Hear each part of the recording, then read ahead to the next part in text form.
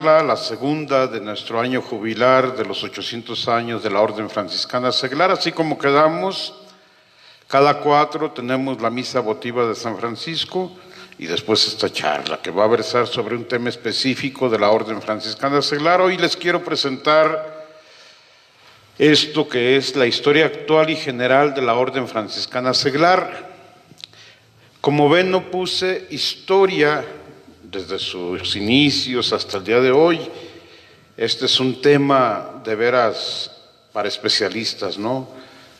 Yo quisiera tomar así muy general el punto y pues les prometo que para la de enero ya tengo algo más específico sobre la historia, porque hay muchísimo material sobre la historia de la Orden Franciscana Seglar, pues ya son 800 años de historia, ¿no?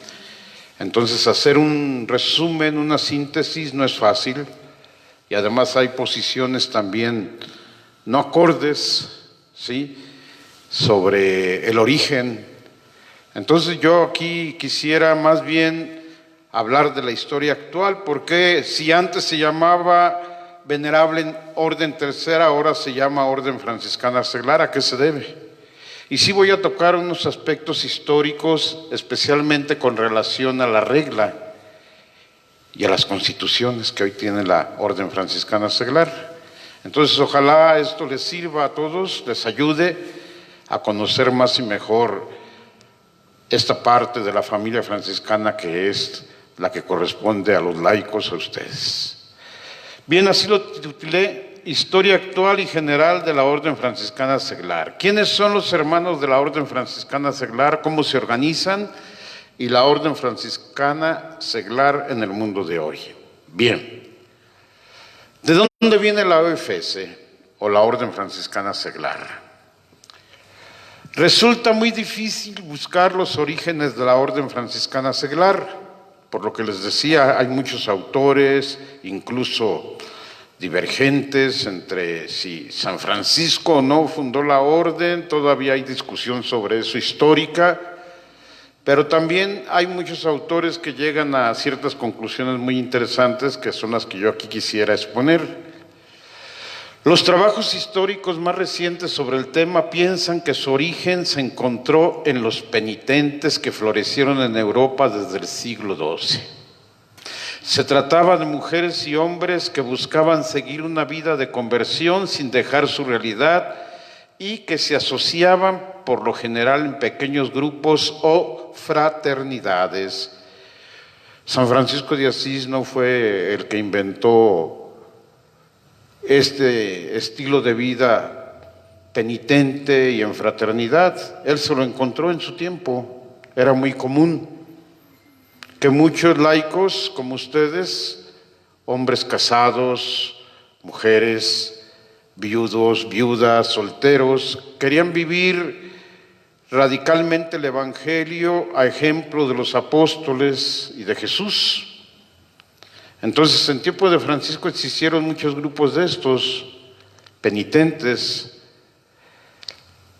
Muchos de ellos lamentablemente cayeron en la herejía y se alejaron de la Iglesia Católica y la criticaron al Papa, a la jerarquía, y atacaban al Papa, ¿verdad? Y atacaban a los obispos y a los sacerdotes. Ellos se sentían los santos, los perfectos, y veían el pecado y defecto de la jerarquía, especialmente de la Iglesia, con toda razón. Pero ese fue precisamente el mérito de San Francisco.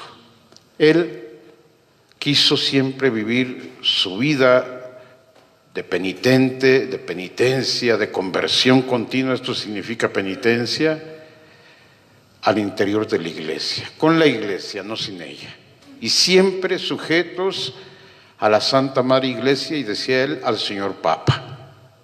Entonces esto es importante. Francisco de Asís comenzó su experiencia religiosa llevando precisamente una vida de penitente, y los primeros frailes menores se presentaron al principio a sí mismos como penitentes de Asís. El primer nombre que recibieron fue hermanos de la penitencia de Asís. En unos pocos años el movimiento franciscano se convirtió en formas de vida religiosa regular tanto masculinas, los frailes menores, como femeninas, las clarisas. Acuérdense que los primeros compañeros de Francisco fueron sus amigos de su propia ciudad. La crema innata, podríamos decir así, de Asís, estaba dejando sus herencias, sus profesiones, su futuro que tenían de ricos, nobles y poderosos, porque se convencieron, viendo a Francisco, de que su estilo de vida y su felicidad estaba seguir el Evangelio. Francisco no pretendió tampoco eso. Él atrajo y contagió, pero no tuvo él la idea, yo voy a formar una orden, no. Sencillamente vivió el Evangelio y eso contagió. Precisamente a la gente más noble, hasta sacerdotes y muchos universitarios, gente estudiosa, y también campesinos y también artesanos y de todo, comenzaron a ser atraídos por este estilo sencillo, humilde, fraterno de Francisco al vivir el Evangelio de nuestro Señor Jesucristo. Entonces, primero fueron los frailes y después, con Clara de Asís, las damas pobres o clarisas.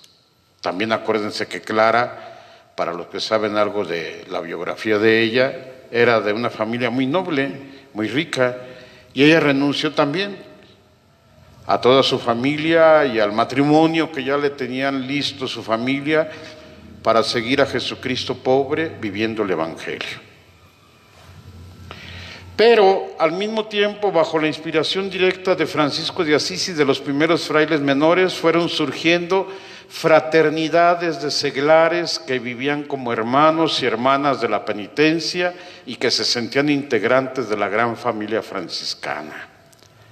Para ellos, Francisco pensó un proyecto de vida evangélica seglar dentro de su familia religiosa, del que nació la Orden de la Penitencia, o, como se llamaba antes por muchos siglos, Tercera Orden Franciscana. Aquí está una anotación que quiero hacer, ya se las había hecho, si no mal recuerdo, pero no está mal insistir. Seglar, ustedes son seglares, en contraposición a nosotros que somos clérigos. La palabra seglar viene de siglo, ¿sí? De ahí también viene secular. Y estas dos palabras, secular y seglar, viene del latín século, que significa lo mismo, siglo. En su testamento, San Francisco, por ejemplo, escribe: cuando yo estaba en el siglo, cuando yo era, diciendo él, del mundo, no porque el mundo sea malo, no, sino cuando no era religioso, fraile, cuando yo estaba en el mundo me parecía esto y aquello lo otro, ¿no? Dice ahí en su testamento.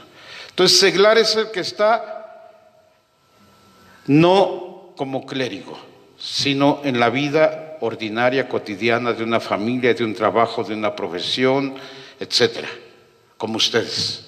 Ese es el seglar y de ahí viene de século, de siglo, ¿sí?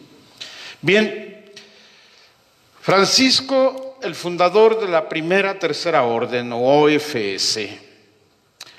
Aquí, como les digo, no quiero meterme en debate con los autores, porque unos dicen que sí, otros dicen que no, pero a mí me parece que las conclusiones a las que llegan varios autores, buenos historiadores, entre ellos este padre capuchino Lázaro Iriarte, que es uno de los que más ha escrito de historia franciscana y uno de los más renombrados, llegan a esas conclusiones. Primero, la experiencia penitencial franciscana obviamente encuentra sus raíces en la orden de los penitentes que ya existía.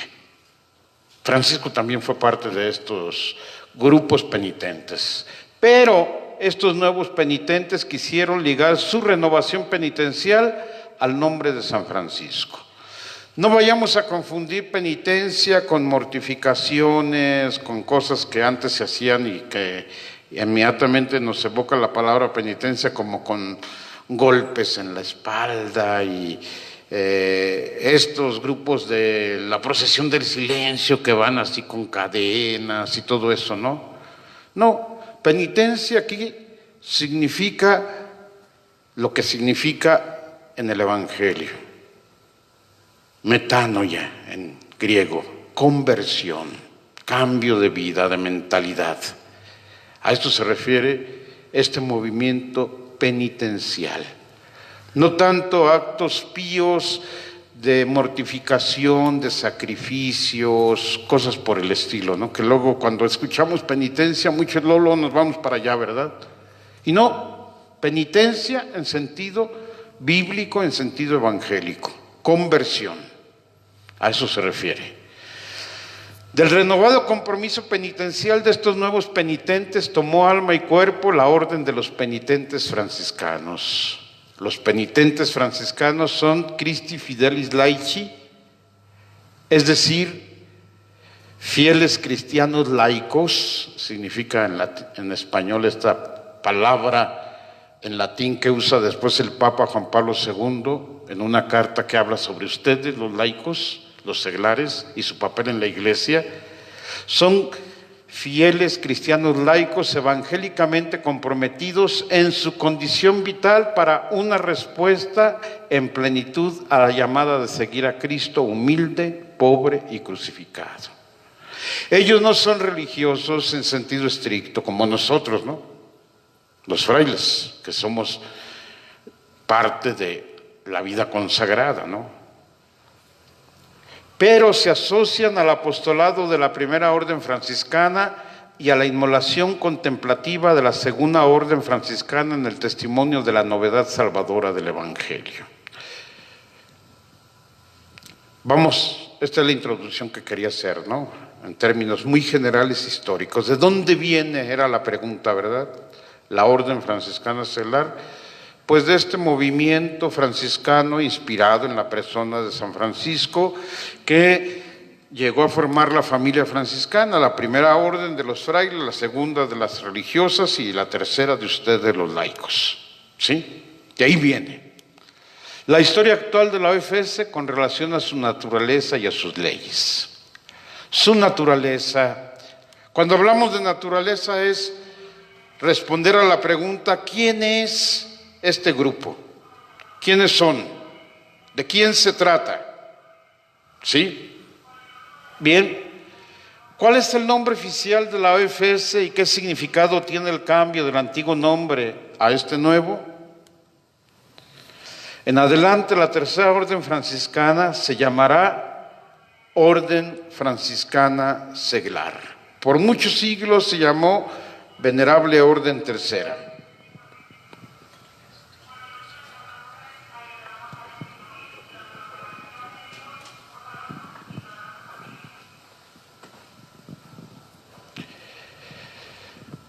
El nombre se abrevia con 3 letras, OFS, se llama también Orden de Franciscanos Seglares o Fraternidad Seglar Franciscana, en otras partes se le conoce así. El nombre ha sido muy bien seleccionado y elaborado, especialmente después del Concilio Vaticano II, hace 60 años que sucedió este concilio, ¿no?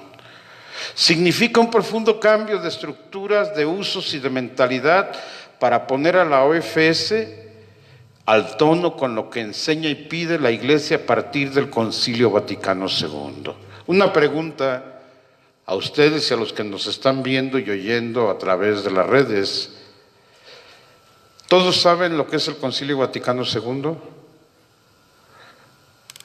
¿De qué se trata? Levanten la mano, ¿quién sí sabe de qué se trata? Porque esto es importante. Bien, gracias.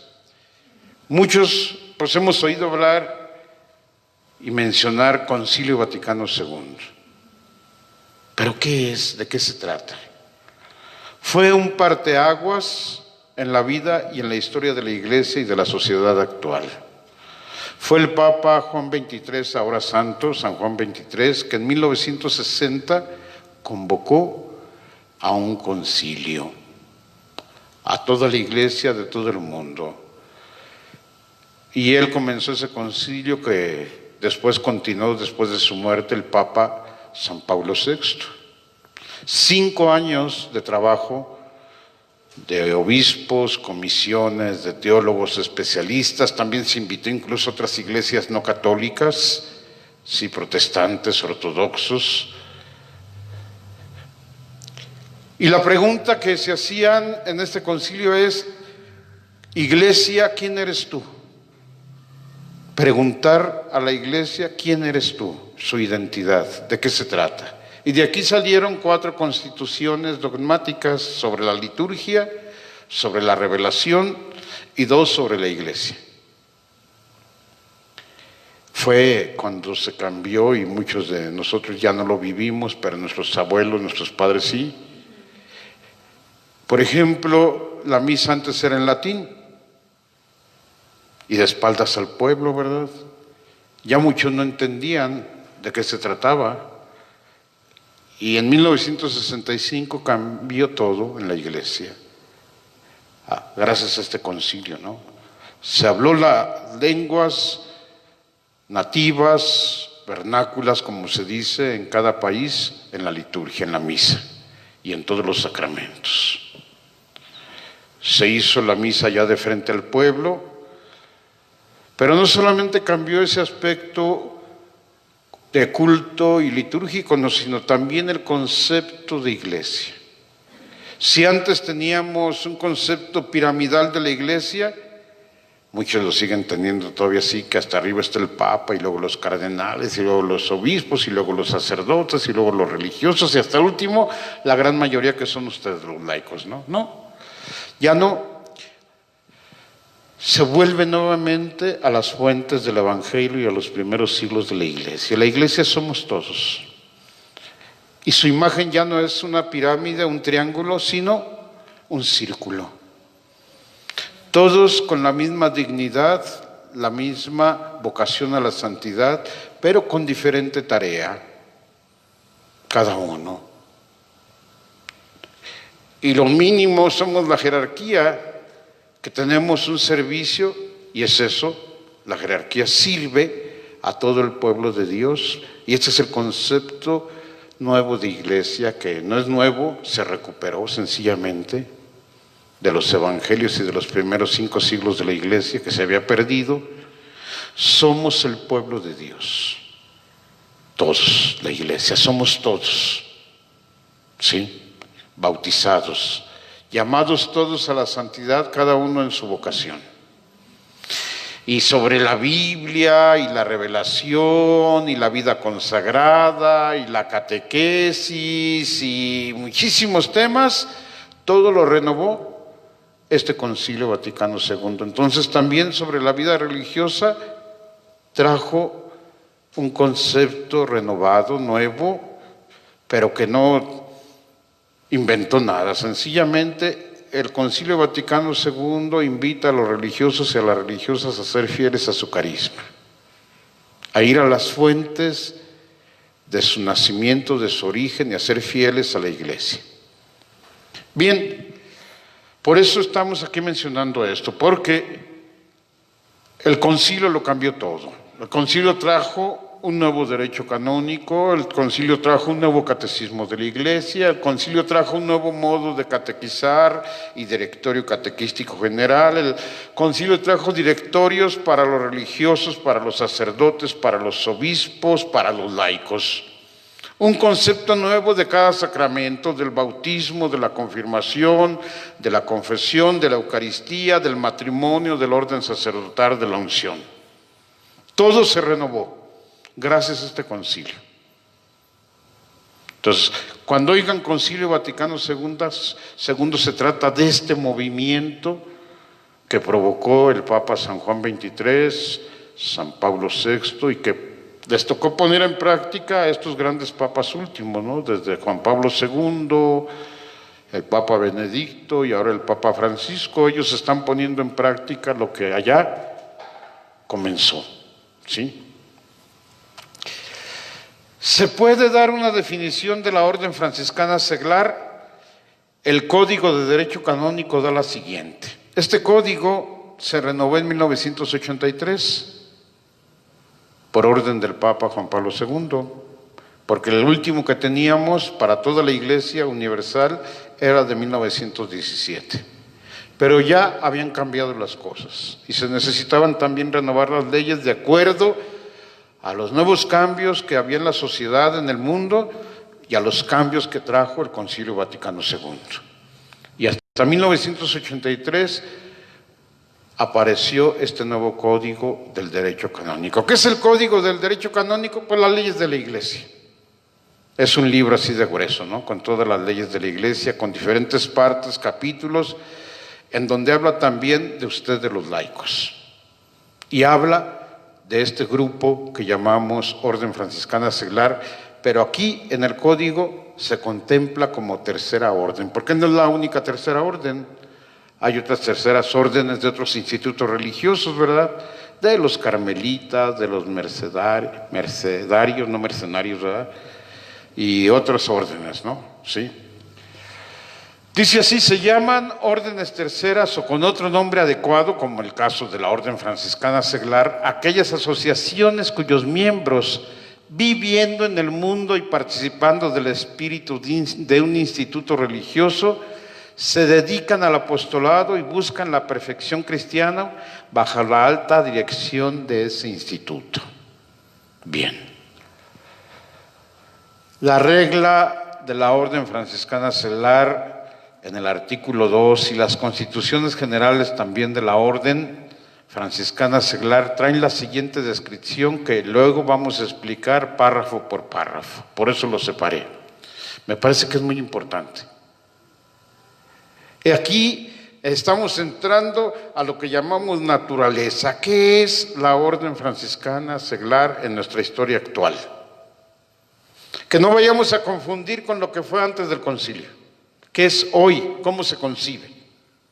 ¿Sí? Dice una orgánica unión, segundo punto, de todas las fraternidades católicas esparcidas en el mundo, abiertas a todos los fieles.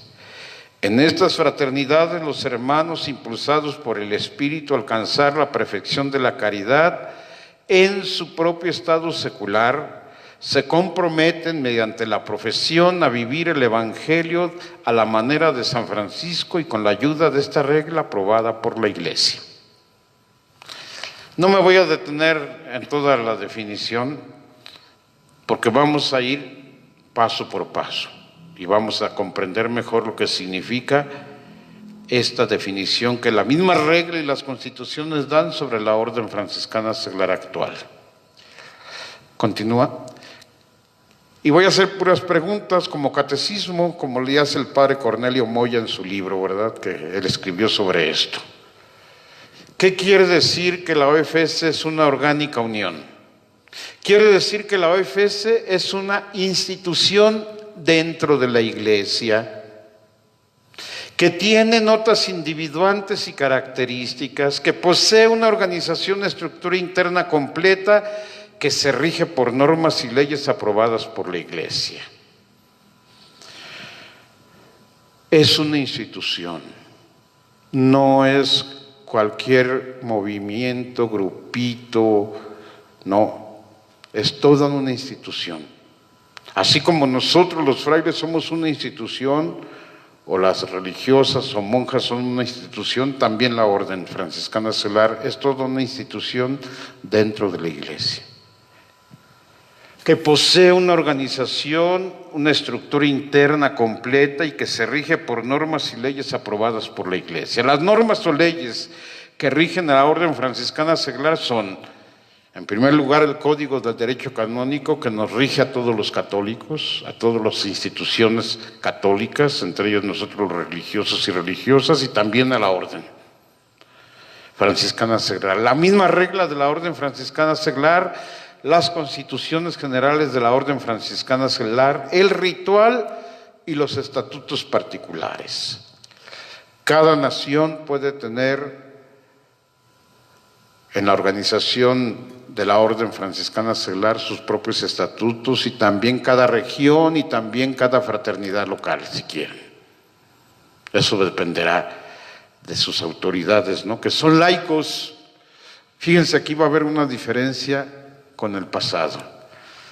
Ahora, la autoridad, la jerarquía de la Orden Franciscana Seglar no somos los frailes, son los mismos laicos. Nosotros, como vamos a ver, tenemos un papel muy específico, sí, los frailes, las religiosas también de la segunda orden, pero quienes llevan la dirección, la conducción de la Orden Franciscana Seglar no somos los frailes. Esto mucho tiempo fue una práctica mal entendida y mal llevada. Hasta se hablaba con el nombre de director, ¿verdad? Ahora se llama ¿cómo? Asistente, asesor, acompañante. No es el director. Los directores son los mismos laicos, ¿sí? Un grupo de laicos a nivel mundial, otro grupo de laicos a nivel nacional, un grupo de laicos a nivel regional y un grupo de laicos a nivel local, quienes están en la dirección, conducción de cada fraternidad, ¿sí? Lo digo porque aquí hay problemas, ¿no? Todavía hasta hoy. Para nosotros los frailes que no acabamos de entender y que nos creemos los patrones y dueños de la Orden Franciscana Seglar y hacemos lo que nos da la gana con ustedes, es el Padre, lo que diga el Padre. No. Y para ustedes los laicos, que si no viene el Padre yo no voy. Si el Padre no lo dice, yo tampoco hago esto ni lo otro. En la Orden Franciscana Seglar sucede esto. Y no se trata de eso. Entonces, de un lado y de otro todavía necesitamos cambiar de chip, de mentalidad, ¿sí? Como decimos. ¿Qué quiere decir que la OFS abarca a todas las fraternidades católicas esparcidas en el mundo? Quiere decir que la OFS está extendida por todo el mundo y no tiene límites de nacionalidad, raza, lengua o sexo. Es bellísimo esto. A mí Dios me ha concedido la gracia de ir a diferentes partes del mundo y qué bello es ver de todos colores, sabores, razas, ideologías, la Orden Franciscana Seglar. Sí, es una cosa de veras así maravillosa, ¿no? Ver cómo el espíritu de Francisco es universal.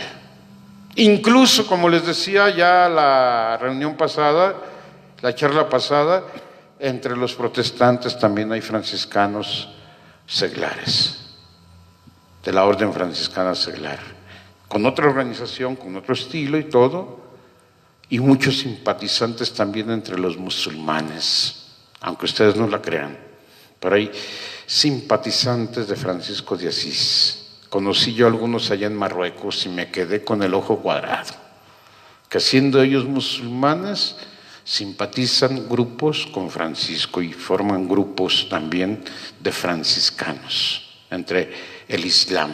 Poquitos, pero los hay. ¿Sí? La OFS está organizada fundamentalmente por fraternidades que se agrupan en niveles regional, nacional e internacional.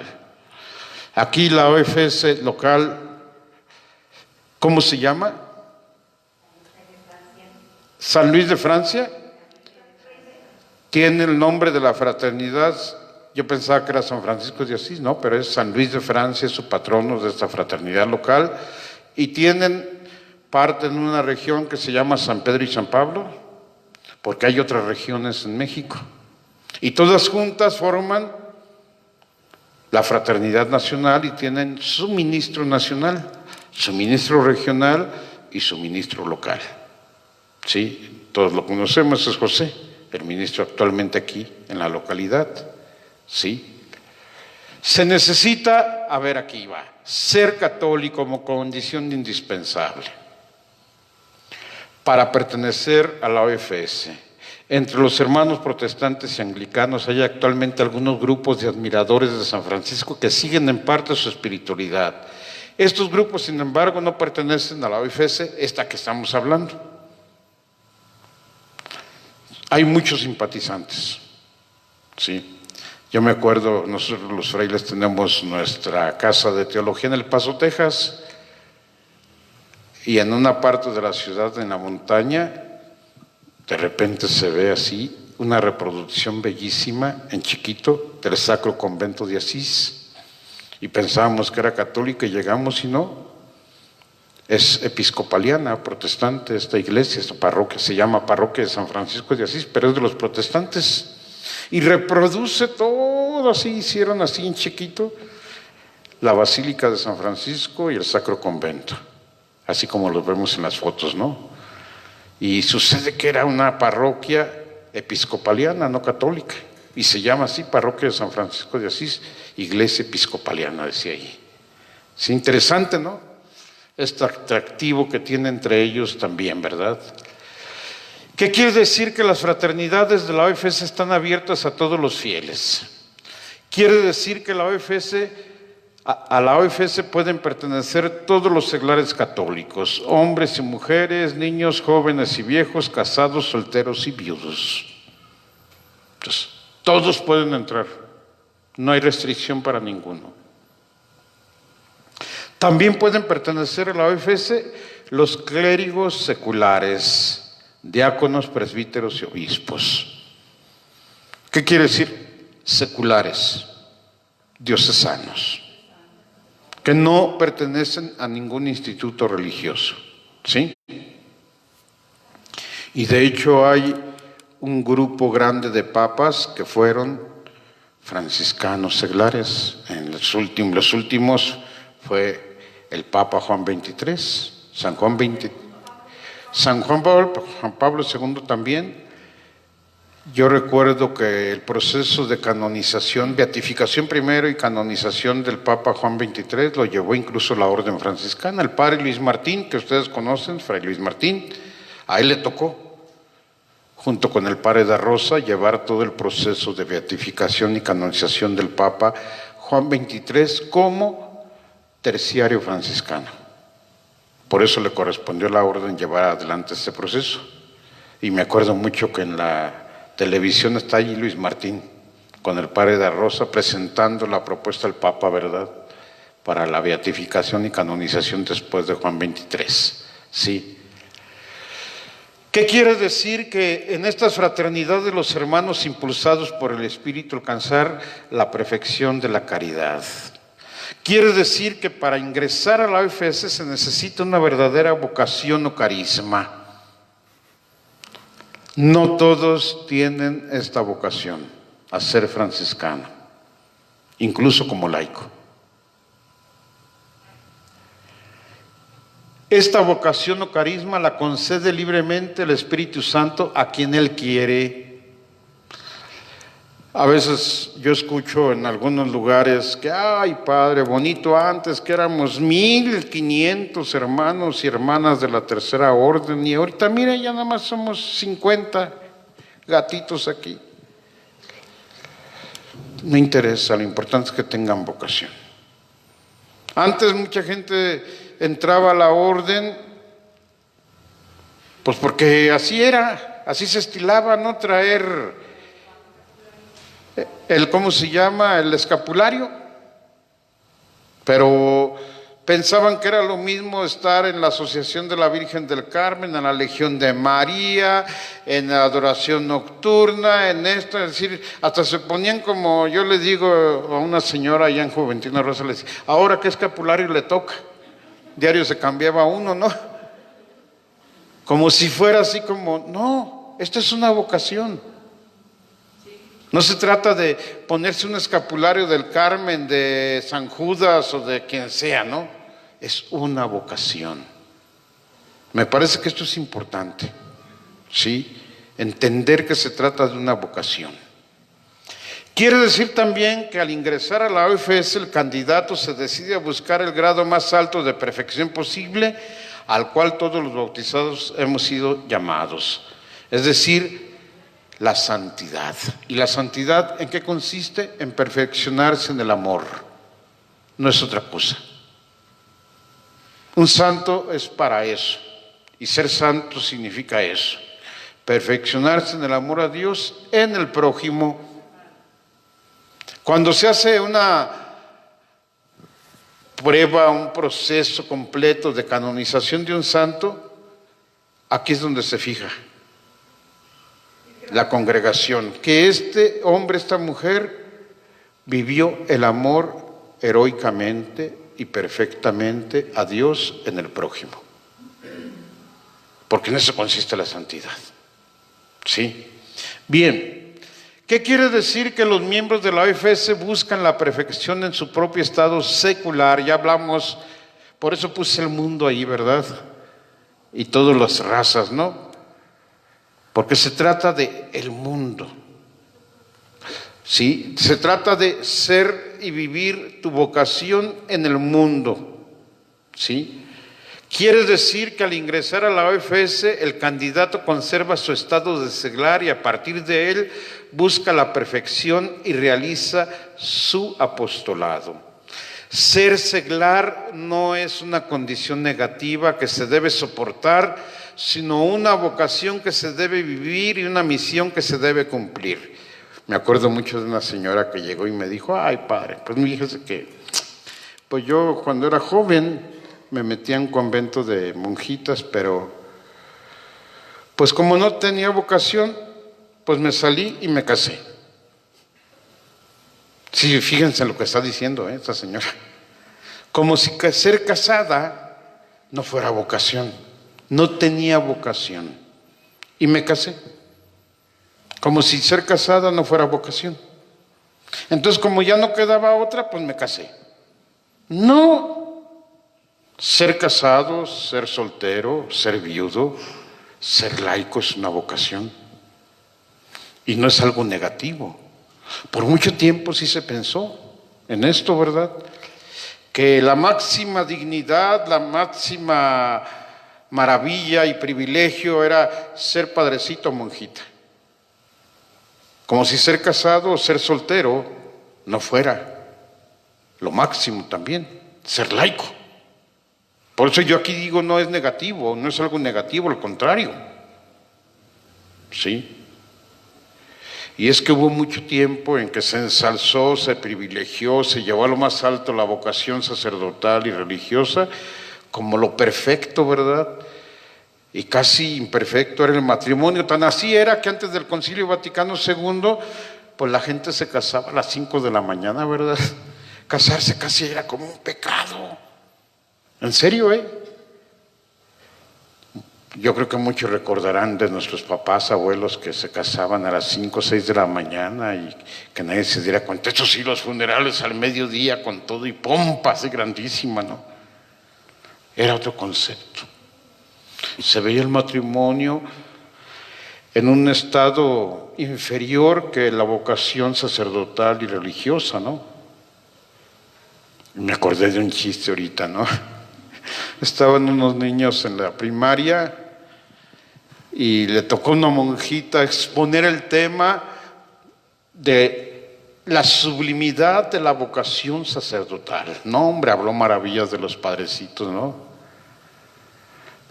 Los puso allá entre las nubes, casi en el cielo, ¿no? Y se quedó un niño así, pues así sorprendido de la maravilla, lo angelical que eran los sacerdotes, la vocación sacerdotal, que es cierto, ¿no? Pero también son seres humanos, somos seres humanos, ¿no? Y levantó un niño la mano y le pregunta a la monjita, oiga madre, ¿y los padrecitos también hacen popó? La madre se puso roja, nerviosa y todo así, ¿no? ¿Y saben qué le respondió? Para no bajarle dignidad al padre, ¿verdad? Sí, pero conste que menos que nosotros. No podía bajarle de su pedestal, ¿no? Que le había construido, ¿no? Digamos, cuento el chiste ilustrativo así, para que se entienda cómo se tenía esta vocación sacerdotal clerical como lo máximo. Y no.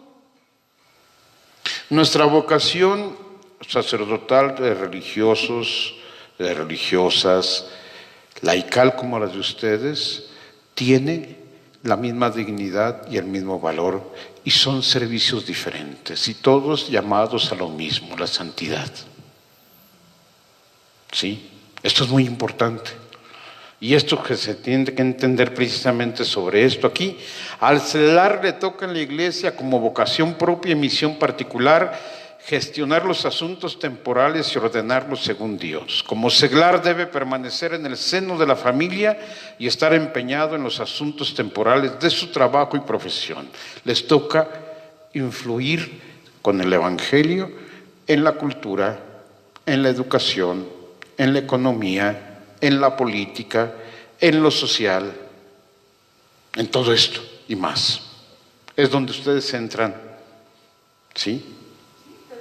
Bien, ¿qué quiere decir que los franciscanos seglares se comprometen mediante la profesión a vivir el Evangelio a la manera de San Francisco? Quiere decir que por la profesión el candidato acepta ante la Iglesia el compromiso concreto, formal y perpetuo de vivir el Evangelio como San Francisco lo entendió, lo vivió y lo enseñó. Se obliga además a observar la regla y las constituciones generales de la Orden Franciscana Seglar. Para los que no saben y los que nos están viendo, los franciscanos seglares, como nosotros los religiosos y religiosas, hacen una profesión. Es una ceremonia litúrgica, ¿sí?, autorizada por la Iglesia y legitimada por la Iglesia. Es una profesión. No se trata nada más de una promesa que otros grupos, asociaciones de laicos hacen, ¿no? Que te consagras al Sagrado Corazón, que a la Virgen María, que la medalla milagrosa, que a San Judas, que, bueno, pues son actos de piedad, ¿no? Y también serios, ¿no? Sin duda, pero lo que hace un franciscano seglar es una profesión. Así como nosotros los religiosos hacemos profesión de vivir perpetuamente como hermanos, renunciar a nuestra familia, vivir con otros frailes, también el franciscano seglar hace una profesión para toda su vida. No es cuando quiero ya dejo de ser franciscano seglar, no. Así hay muchos, lamentablemente, ¿verdad? Pues sí, no, si me meto aquí sin ofender a los de la Legión de María, me meto a la Legión de María y me puedo comprometer un año, ¿verdad? Pero después del año ahí nos vemos. Ya me cayeron gordos los de ahí y todo lo demás, ¿no? No, aquí no. La profesión es para toda tu vida. Profesas como franciscano seglar para toda tu vida, como nosotros los religiosos profesamos para toda la vida. Entonces se trata de un compromiso de vida, sí, completa. Y esto no lo acaban ni de entender muchos franciscanos seglares, lamentablemente.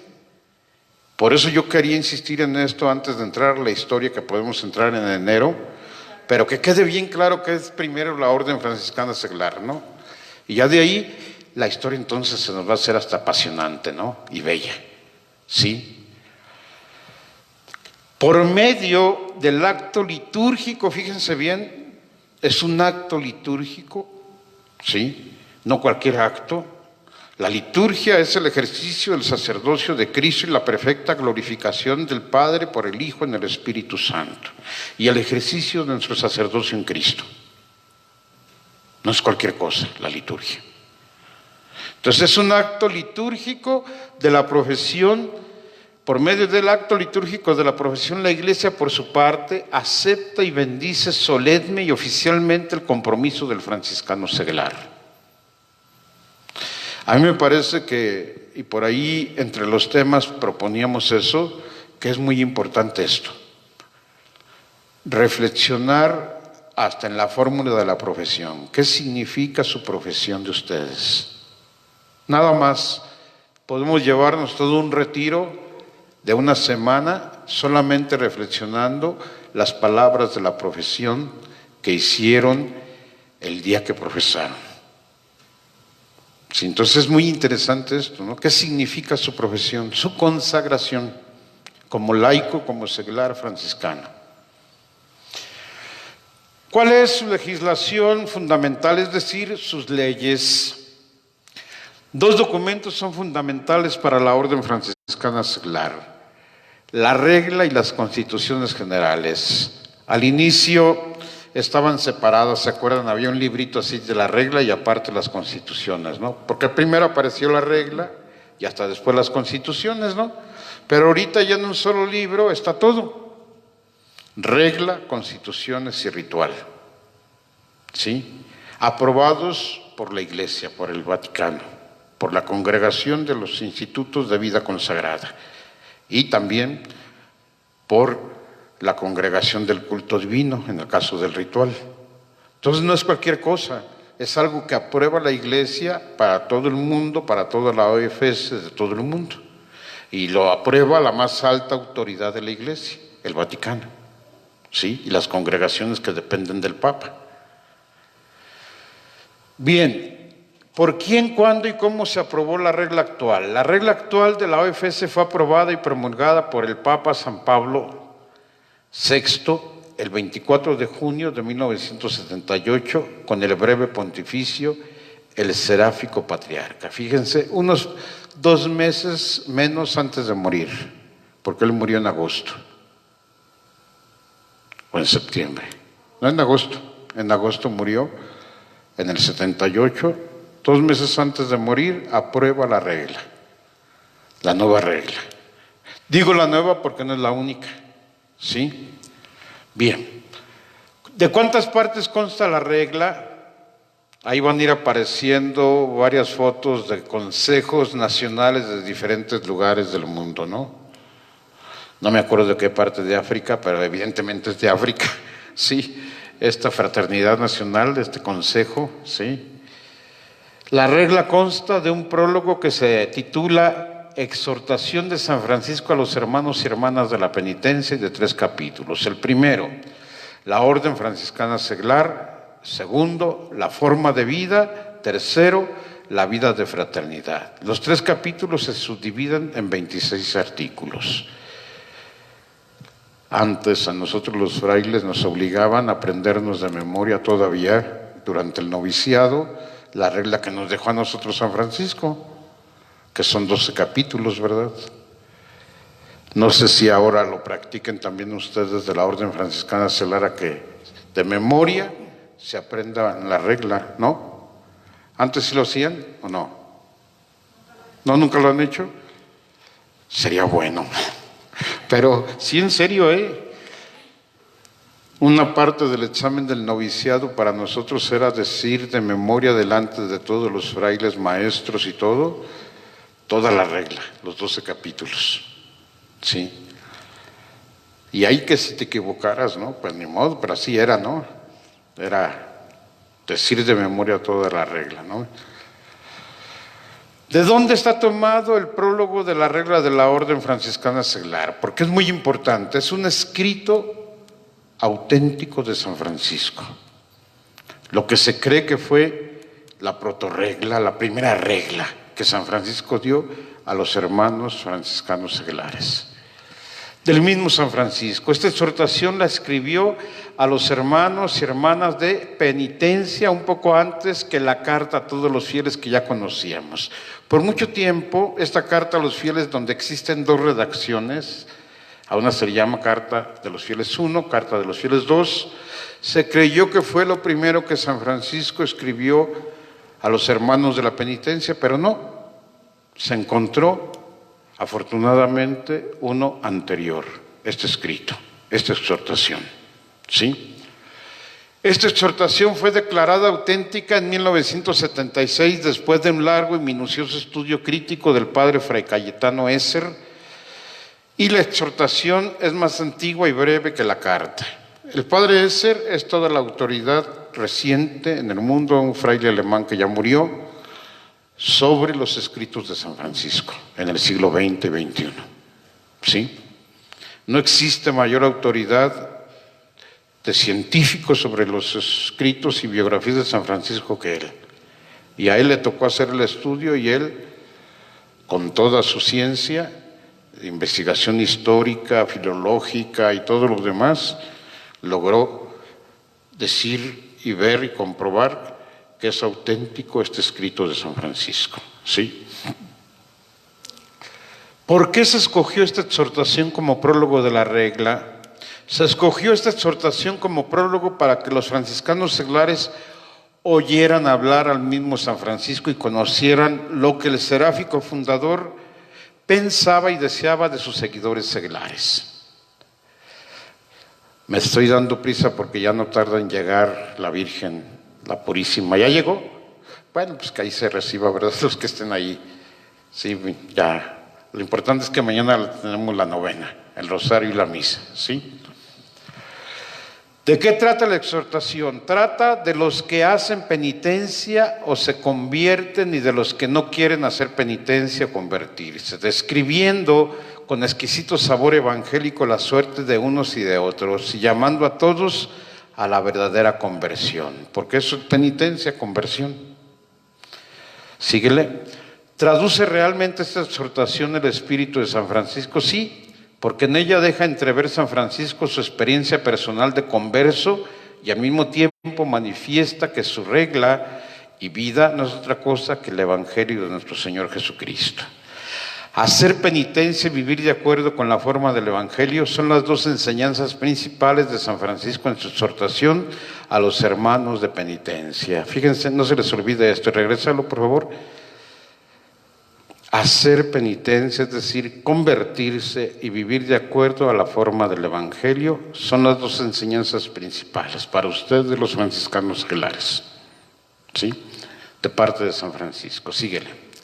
¿Por qué y cuándo se aprobaron las constituciones generales? Tenemos que para la orden también de frailes, como también para las clarisas y también para ustedes los seglares, existe la regla. Pero aparte de la regla, hace rato yo decía, otro documento básico son las constituciones, que hacen práctica la regla.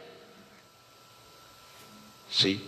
La regla no va a cambiar, la regla que nos dejó San Francisco tiene 800 años, no ha cambiado, nada. Lo que sí ha venido cambiando, de acuerdo a los tiempos, a las épocas, son las constituciones, porque las constituciones tienen ese objetivo, actualizar la regla a los nuevos tiempos, ¿sí? De eso se trata. Por eso también la Orden Franciscana Seglar tiene constituciones que pueden estarse modificando de vez en vez. En cambio la regla no tanto. Ya la regla a veces es definitiva, ¿sí? En el caso de ustedes los seglares sí ha venido cambiando la regla, pero por cuestiones históricas, ¿sí? Porque San Francisco no dejó una regla así como la dejó los frailes, ¿sí? Con capítulos y cosas muy concretas, ¿no? Las constituciones fueron aprobadas por la Congregación de Institutos de Vida Consagrada y Sociedades de Vida Apostólica el 8 de septiembre de 1990, que es esta institución que depende del Papa para todos los religiosos y religiosas e institutos religiosos en la Iglesia. Entonces, fíjense bien, yo quiero señalarles a ustedes, hermanos de la Orden Franciscana y a todos, de dónde viene la aprobación del instituto, de la Congregación de Institutos de Vida Consagrada, porque se considera que la Orden Franciscana Seglar es una institución, ¿sí?, de vida apostólica, aprobada por la Iglesia. No es cualquier aprobación. Y no la aprueba así nada más así. Pasa muchas pruebas, muchos filtros para reconocer esto, ¿sí? Bien. ¿De cuántas partes constan las constituciones generales? También tienen 3 capítulos, son los mismos títulos de la regla, pero con una mayor extensión, sobre todo en el capítulo 3. Los 3 capítulos se subdividen en 103 artículos. ¿Cuántos decíamos que tiene la regla? 26. ¿Sí? Bien. ¿Cuál es la finalidad de la regla y de las constituciones generales? La finalidad de la regla es determinar la naturaleza, el fin y el espíritu de la Orden Franciscana Seglar. En cambio, la finalidad de las constituciones generales es aplicar la regla a las circunstancias más concretas y establecer normas jurídicas de carácter universal sobre los requisitos de admisión, las etapas de formación, el gobierno, la organización de la vida de fraternidad, etcétera. Son un complemento necesario de la regla. La regla no dice todo. ¿Cómo se tienen que elegir un consejo? ¿Para qué sirve este consejo dentro de la fraternidad? ¿Cuál es su tarea, su misión, su servicio, etcétera, ¿no? Eso lo dicen las constituciones. Además de la regla y de las constituciones de la OFC, tiene otras leyes que la rijan, sí. El derecho canónico de 1983, el ritual que junto con la regla, ahí se fonda ese, y las constituciones forma el derecho propio de la misma OFC a nivel mundial. Los estatutos particulares de 3 niveles, los del Consejo Internacional, CIOFS, que le llaman, que son aprobados por el capítulo general y confirmados por la Unión de Ministros Generales Franciscanos. Los de la Fraternidad Nacional aprobados por el Consejo Internacional de la OFS y los de fraternidades regionales y locales que son aprobados por el Consejo de Nivel Superior. Entonces, ¿qué quiere decir esto? Aquí el gobierno de la OFS a nivel internacional está en ustedes los laicos. Nosotros los acompañamos, nada más. Pero existe una oficina internacional en Roma, del Consejo Internacional de la Orden Franciscana Seglar. Sí, allá existe, con todas sus oficinas y todo. ¿A quiénes se encomienda la interpretación del derecho propio de la OFS? Decíamos que el derecho propio de la OFS es regla, constituciones y ritual. Ese es el derecho propio. Tiene su derecho propio y sus leyes propias. Y estas se tienen que interpretar. A la Congregación de Institutos de Vida Religiosa y Sociedades de Vida Apostólica compete la interpretación auténtica de la regla y de las constituciones generales. Al Capítulo General de la Orden Franciscana Seglar compete la interpretación práctica de las constituciones y al Consejo Internacional de la Orden Franciscana Seglar, en casos urgentes, la declaración de puntos específicos. ¿Todos saben lo que es un capítulo? Levanten la mano quienes no. ¿Qué es un capítulo? Porque ha aparecido esta palabra varias veces, ¿no? Así con toda confianza, no les dé pena. ¿Qué es un capítulo? Es una reunión oficial, legítima, y es la autoridad máxima entre nosotros los frailes, las religiosas y los franciscanos seglares. Para nosotros la autoridad máxima no la tiene ni el ministro general, ni el padre provincial, ni el padre guardián. La autoridad máxima la tiene el capítulo, la reunión de los hermanos que deciden. También entre ustedes los seglares, la autoridad máxima no la tiene el ministro ni el consejo, la tiene el capítulo local, cada 3 años. ¿Sí? Ese es el capítulo, la reunión de elección y de líneas de acción y plan de trabajo para un trienio. ¿Sí? Bien, historia de la OFS a partir de sus leyes y organización, muy rápido. Ya más o menos se puso las bases, ahora nada más es información ya general, histórica, ahora sí, un poquito. ¿Cuántas reglas oficiales ha tenido en su historia la OFS? Además de la presente, la OFS ha tenido otras 2 reglas. La regla promulgada por el Papa Nicolás IV, que era franciscano, el 18 de agosto de 1289 con la Constitución Apostólica sobre el Monte. Y la regla promulgada, y ahí está la fotografía, por el Papa León XIII, el 30 de mayo de 1883 con la Constitución Apostólica, el Hijo Misericordioso de Dios. Estamos hablando de reglas, ¿sí? Antes de estas 2 reglas aprobadas expresamente por la Iglesia, ¿existió alguna norma o regla dada por San Francisco? Ya lo dijimos. Lo primero fue esta exhortación de San Francisco a los hermanos, ¿sí? Y hermanas de la penitencia, que está ahora en la regla, como prólogo. Poco después de esta exhortación, San Francisco escribió la carta a los fieles en donde explica y aplica mejor lo expresado en la exhortación. Aquí hay una confusión de los historiadores y a mí me parece que es importante aclarar. En 1221, cuando el Papa aprobó la regla de los frailes definitivamente por escrito, con una bula, con un escrito de él, la Iglesia publicó unas reglas para todos los grupos de penitentes que surgían por todas partes. Se llamaba Memorial de Propósitos, contenía 39 artículos. No era exclusiva para la orden franciscana seglar, era para todos los grupos seglares de penitentes que existían en ese momento, que eran muchos y que la Iglesia quería poner un poquito de orden, ¿sí? Se cree que fue redactada por el cardenal Golino, que llegó a ser papa con el nombre de Gregorio IX. Acuérdense que este cardenal Golino fue muy amigo de San Francisco. También a este cardenal, ya siendo papa, le toca canonizarlo.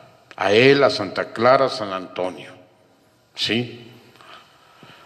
San Francisco quiso que sus penitentes o seguidores seglares aceptaran como propia este memorial de propósitos, ¿sí? Pero no era exclusivamente para los franciscanos, ¿queda claro? Era para todos. Y algunos historiadores, yo digo que medios despistados, creen que esa fue la primera como regla que se hizo por parte de un papa para los franciscanos seglares, y no, era para todos los grupos penitentes. Y San Francisco, sumándose a la Iglesia, como era siempre su estilo, quiso que los hermanos terciarios nacientes tuvieran esto como también una norma para ellos, ¿verdad? Bien, ¿qué son las familias espirituales y religiosas en la Iglesia? Son los diferentes institutos, congregaciones y órdenes religiosas que Dios suscita en su Iglesia como respuesta a las necesidades que se van presentando en el transcurso de su historia. Tales han sido los benedictinos, los mercedarios, los carmelitas, los jesuitas, los salesianos, etc. De esta manera Dios ayuda a su Iglesia en el desempeño de la obra de salvación que le ha confiado. Esas son las familias espirituales y religiosas en la Iglesia, son muchas. Pero se ha suscitado a lo largo de la historia estas, ¿sí? Bien. ¿Quiénes forman la familia franciscana? Porque ustedes han escuchado, me han escuchado y escuchan quizá los hermanos de la Orden Franciscana Seglar que hablan de la familia franciscana. Bueno, ¿y quiénes son? Digamos, institucional y oficialmente los que siguen, pero también todos los simpatizantes, ¿no? Sin duda, ¿sí? La familia franciscana está formada fundamentalmente por las tres órdenes. La primera de los hermanos menores o frailes, la segunda de las damas pobres o clarisas y la tercera de los hermanos de penitencia o franciscanos seglares. Con el tiempo estas tres órdenes se ramificaron en otras más, la de los frailes menores en franciscanos, que somos nosotros, capuchinos y conventuales. La de las clarisas en clarisas, capuchinas y concepcionistas. Y la tercera orden, ustedes, la orden franciscana seglar, y la tercera orden regular, que vamos a hablar brevemente de ella. A la tercera orden regular pertenecen religiosos y religiosas que hacen votos, viven en común y observan la regla de la tercera orden regular promulgada por Juan Pablo II el 8 de diciembre de 1982. A la tercera orden regular pertenecen muchas congregaciones religiosas recientes, sobre todo de mujeres. Ustedes saben que es tremendo el número de congregaciones, especialmente de mujeres, que tienen un título que le ponen ahí franciscanas. Por ejemplo, aquí las hermanas del sanatorio, ¿verdad? Franciscanas de la Inmaculada Concepción, franciscanas de San José, franciscanas de quién sabe quién. Bueno, todos estos grupos de franciscanos pertenecen a la tercera orden regular. Y se suman a eso que el Papa Juan Pablo II aprobó de la regla para todos estos grupos que van apareciendo nuevos o antiguos. ¿Sí? Entonces existe la tercera orden regular como orden y tienen su ministro general como religiosos aparte de ustedes los franciscanos seglares. ¿Sí queda claro? Sí, porque a veces aquí hay confusión, de algunos, ¿no? Pero sí son terciarios franciscanos, pero religiosos y religiosas, ¿sí? Bien. ¿Qué quiere decir? Que entre los diversos grupos de familia franciscana hay una recíproca comunión vital. Esto quiere decir que todos estos grupos reconocen a San Francisco de Asís como padre y fundador común, como su inspirador y modelo. El día que tuvimos aquí la reunión con el señor obispo, en octubre, con los superiores de toda la arquidiócesis y superioras, yo me quedé sorprendido de franciscanas que no conocía, que somos franciscanas de quién sabe qué, y que pues, todos ellos pertenecen a la familia franciscana, pero a la torre, ¿sí? En manera y formas diversas, todos poseen el mismo carisma y espíritu franciscano. La familia franciscana puede pertenecer cualquier miembro del pueblo de Dios, ya sea laico, religioso o miembro de la jerarquía. Cada uno de estos miembros enriquece también a la familia franciscana con la vocación particular que tiene y la misión que desempeña en la iglesia como pueblo de Dios. Mutuamente se aceptan, se relacionan y se complementan. Los frailes y las clarisas llevan y ofrecen a los franciscanos seglares la experiencia religiosa de la vida franciscana y traen y reciben la experiencia franciscana laical de los franciscanos seglares. Nos enriquecemos mutuamente, de ida y de venida, ¿no? Ustedes, los laicos, nos enseñan muchas cosas de la vida franciscana, los religiosos, pero también ustedes aprenden de nosotros, ¿sí? Es mutuo. Deben acrecentarse entonces las relaciones fraternas de todos los miembros por medio de un diálogo intenso, de una colaboración organizada y de estructuras permanentes que los unan. Entre las estructuras permanentes sobresale la asistencia espiritual a los franciscanos seglares por parte de los frailes, de las clarisas y de las religiosas franciscanas. Porque hoy puede ser asistente una religiosa, ¿sí? Antes nada más eran los padres, ¿verdad? Porque era el padre director, pero no. Hoy una religiosa franciscana puede ser su asistente. Un sacerdote diocesano puede ser asistente también de la OFS. ¿A quiénes ha confiado la Santa Sede el cuidado pastoral y la asistencia espiritual de la OFS? Ahí vemos al Papa con los 4 ministros generales, ¿no? De los conventuales, de los capuchinos, de nosotros los frailes menores y de los de la orden, tercera orden regular, ¿sí? Por razón de la unidad de la familia franciscana y para manifestar concretamente la comunión y corresponsabilidad de todos los hijos de San Francisco, la asistencia espiritual de la orden franciscana seglar ha sido confiada a los superiores mayores de la primera orden, que son franciscanos, capuchinos y conventuales y la tercera orden regular, ¿sí? Bien, adelante. ¿Cuál es la función de los religiosos de la primera orden y de la tercera orden regular como asistentes espirituales de la OFS? Ya se entendió quiénes son los de la tercera orden regular, ¿verdad? Que también son religiosos y sacerdotes, dentro de una orden franciscana, podríamos llamarle así. Los religiosos de la primera orden y la tercera orden regular asisten a las fraternidades de los franciscanos seglares no como directores y maestros superiores, ya hablamos de esto, sino como hermanos y compañeros de camino llamados a vivir el mismo carisma de San Francisco. Aquí nos falta mucho camino por andar, honestamente hablando, ¿sí? A nosotros más que ustedes, los laicos.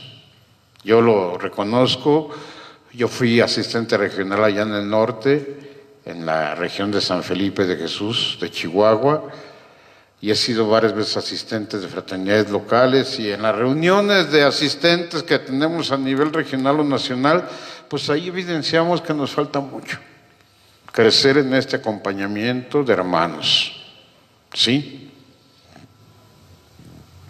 El asistente debe ser para los franciscanos seglares, primero, un testigo y una señal del carisma franciscano por el conocimiento de la espiritualidad franciscana y el ejemplo de su vida. Debe velar porque los franciscanos seglares se conserven fieles al carisma de San Francisco, porque también ese es un problema. Yo he conocido fraternidades de la OFS que conocen más los ejercicios de San Ignacio de Loyola que la espiritualidad de San Francisco de Asís.